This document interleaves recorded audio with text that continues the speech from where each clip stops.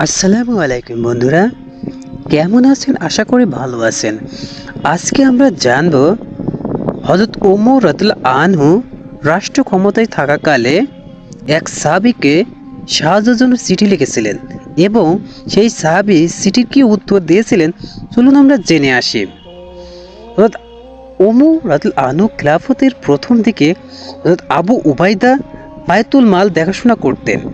ঈদের আগের দিন খলিফার স্ত্রী বললেন, আমাদের জন্য ঈদের নতুন কাপড় না হলেও চলবে, কিন্তু ছোট বাচ্চাটি ঈদের নতুন কাপড়ের জন্য কাঁদছে। খলিফা বললেন, আমার নতুন কাপড় কেনার সামর্থ্য নেই। খলিফার পত্নী উম্মে কুলসুম খলিফার আগামী মাসের বেতন থেকে অগ্রিম নেওয়ার জন্য তাকে অনুরোধ করলেন। খলিফা ওমর রাদিয়াল্লাহু আনহু হযরত আবু উবাইদাকে খলিফার এক মাসের অগ্রিম বেতন দেওয়ার জন্য চিঠি পাঠালেন। সমগ্র মুসলিম জাহানের খলিফা যিনি অর্ধ পৃথিবী শাসন করেছেন, তার এই ধরনের চিঠি পাঠ করে হযরত আবু উবাইদার চোখে ওমর রাদিয়াল্লাহু আনহু হযরত আবু উবাইদাকে খলিফার এক মাসের অগ্রিম বেতন দেওয়ার জন্য চিঠি পাঠালেন।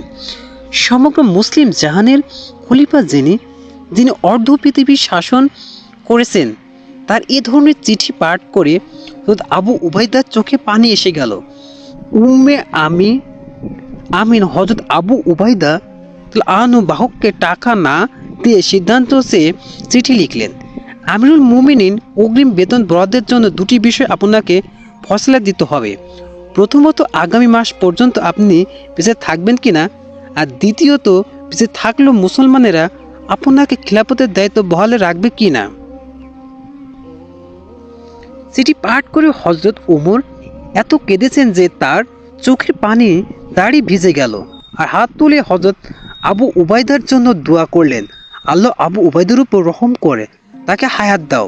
স্বয়ং আল্লাহ রাসূল সাল্লাল্লাহু আলাইহি সাল্লাম বলেছেন, প্রত্যেক জাতির একজন বিশ্বস্ত ব্যক্তি আছেন, আমার উম্মতের বিশ্বস্ত ব্যক্তি হচ্ছেন আবু উবাইদা ইবনুল জাররাহ রাদিয়াল্লাহু আনহু। আসসালামু আলাইকুম বন্ধুরা, ভিডিওটি ভালো লাগলে অবশ্যই শেয়ার করে আমাদের সাথে থাকবেন।